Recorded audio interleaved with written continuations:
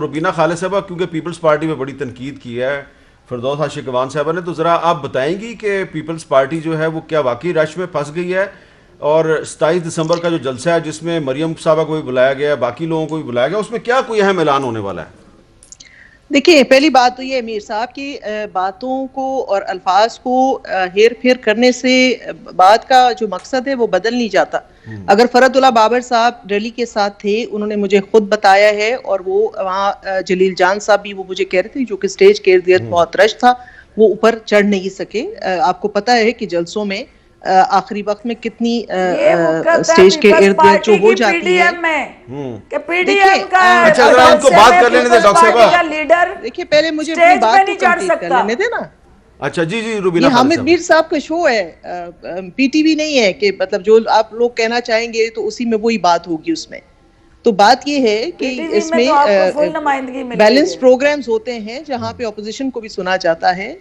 मेरा इशारा आप समझ गई होंगी कि पीटीवी जिस तरह से चल रहा है आजकल, तो ये तो बिल्कुल एक मुस्तनद हकीकत है कि फरदुल्लाह बाबर वहां मौजूद थे, रैलीज में मौजूद थे और स्टेज तक पहुंचे भी, लेकिन ऊपर नहीं जा सके। अच्छा। दूसरी बात जो इनकी तनकीद थी और पता नहीं क्या क्या, क्योंकि वाकई मुझे ऑनेस्टली क्रिकेट से कोई खास दिलचस्पी भी नहीं है, ये हर एक की फील्ड नहीं होती, लेकिन इतना मुझे समझ आता है कि टीमें दो ही खेलती हैं।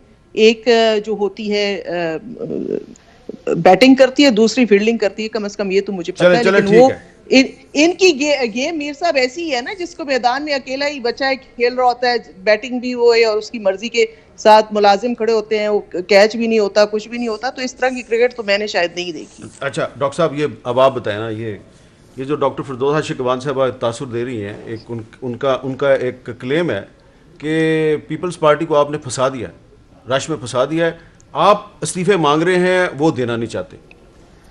देखिए, डॉक्टर फिरदौस आशिक अवान साहिबा, आपने खुद भी बताया कि वो पाकिस्तान पीपल्स पार्टी की जो 2008 में हुकूमत थी उसमें उनकी मिनिस्टर रही हैं, एक नहीं दो दफ़ा, और वज़ीर इत्तलात भी रही हैं। लिहाजा ये पाकिस्तान पीपल्स पार्टी को मेरे और आपसे ज़्यादा बेहतर तरीके से जानती हैं। इसका मतलब है वो अंदर की बात जानती हैं, अंदर की खबर उनके पास है। डॉक्टर साहब, कमाल कर दिया आपने, तो आपने तो एंडोर्स कर दिया डॉक्टर साहबा को। अभी तो वो बाउंसर मार रही है ना, अभी तो वो खेल नहीं रही, अभी तो बाउंसर मार रही है। बाउंसर डक कर गए हैं, आपने उनके बाउंसर को हुक करने का रिस्क नहीं लिया, आपने डक कर लिया। नहीं, मैंने रिस्क किया नहीं जा सकता वो, क्योंकि जाहिर है।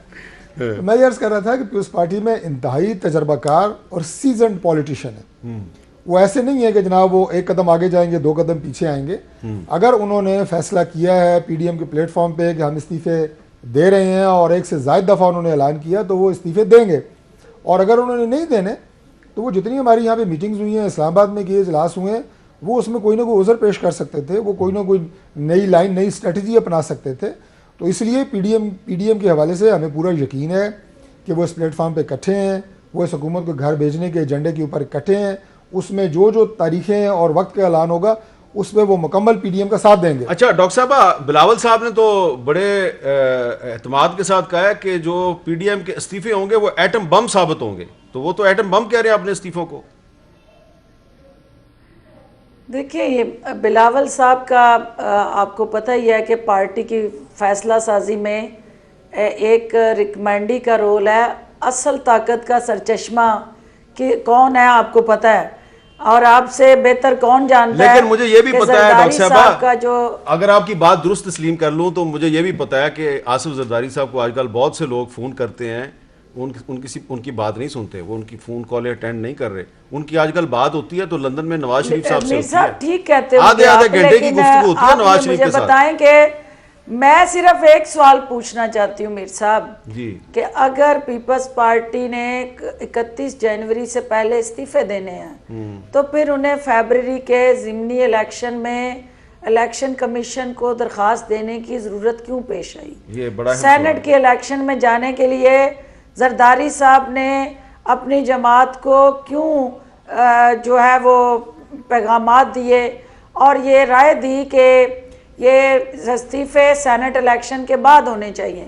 तो ये जो पीडीएम का अपना बयानिया तितर बितर हुआ है, और मौलाना फजलुर रहमान की अपनी जमात में जो बगावत हो चुकी है, तो ये पीडीएम की वो फिल्म है जो सिनेमा में लगने से पहले ही फ्लॉप अच्छा, हो अब चुकी इसमें है। एक सवाल, तो इसलिए ये जो आपने बगावत की बात की है, ये बड़ी अहम बात की है।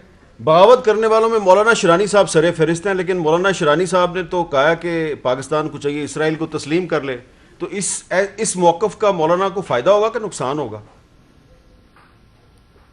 देखिए, मौलाना साहब की अपनी जो पार्टी की सतह पे राय है या उनकी इंटरनल फाइट है, हमारा उससे कोई लेना देना नहीं। हम सिर्फ ये कह रहे हैं कि मौलाना फजलुर रहमान हुकूमत के खिलाफ तहरीक चलाने निकले थे, उनकी अपनी जमात में उनके खिलाफ तहरीक चल पड़ी है।